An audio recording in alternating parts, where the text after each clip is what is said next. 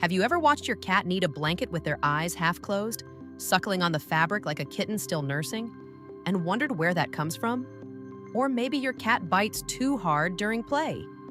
Maybe they flinch when you reach for them. Maybe they follow you from room to room like they're terrified you'll disappear. And maybe you've always blamed their personality, their breed, their mood. But what if none of that is the reason? What if everything your cat struggles with, every fear, every outburst, every desperate need to be close to you, traces back to a single event that happened before they ever met you? Something that lasted only a few days, but changed them for the rest of their life. Number 1, what the first 8 weeks were supposed to build. Most people think kittens just need milk from their mother and then they're fine. But what a mother cat actually teaches in those first 8 to 14 weeks goes far beyond food. She teaches bite pressure. She teaches how to read another cat's body language. She corrects too rough play with a gentle swat or a firm pin. She shows them how to groom, how to use the litter box by instinct, how to self-soothe when the world feels too big. A landmark 2017 study from the University of Helsinki, led by Professor Hannes Lohi and published in Scientific Reports, surveyed over 5,000 cats across 40 breeds. The results were staggering. Kittens weaned before 8 weeks of age showed significantly higher rates of aggression toward both strangers and household members. They displayed more stereotypic behaviors like wool sucking, excessive grooming, and compulsive pacing. And the cats weaned after 14 weeks, they were the calmest, the least aggressive, the most emotionally stable. 8 weeks isn't a suggestion, it's a biological deadline. And millions of kittens miss it every year. If you're already starting to understand your cat differently right now, hit that like button and subscribe. Because what comes next might explain a behavior you've been misreading for years. Number 2, the cat who bites isn't mean. They were never taught how to stop. Picture 2 kittens from the same litter. One stays with their mother until 12 weeks.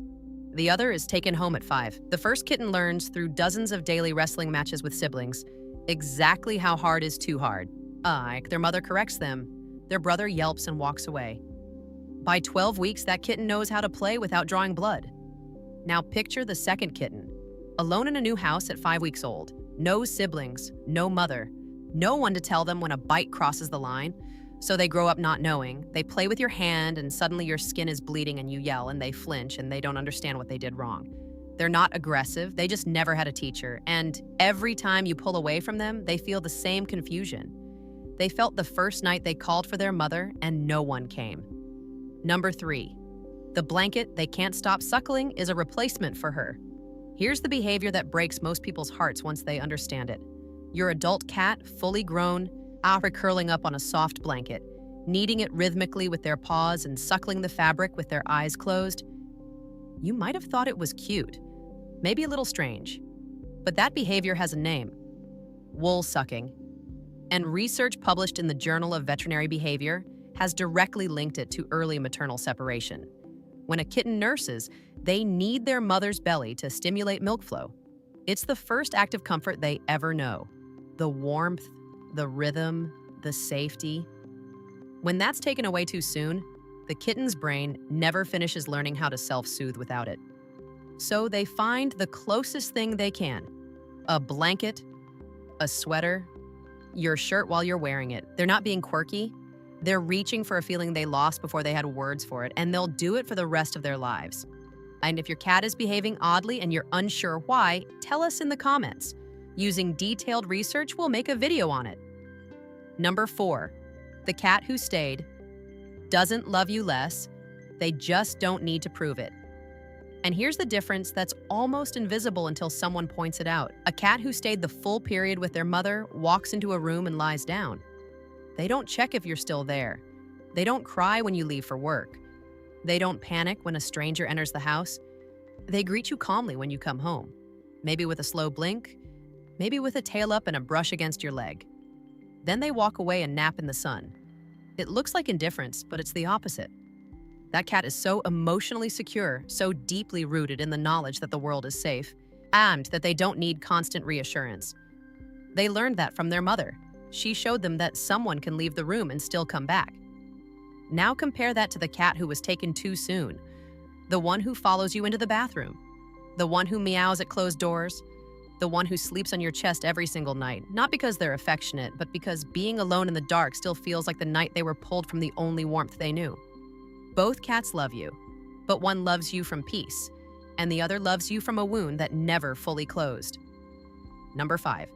You didn't cause it, but you became the answer. If you're watching this and recognizing your cat in every single word, take a breath. You didn't separate them too early. You probably didn't even have a choice. Most people adopt kittens without knowing when they were taken. Most shelters release them before the science says they should. But here's the part that matters more than any study. You showed up. You became the warmth when the original warmth disappeared.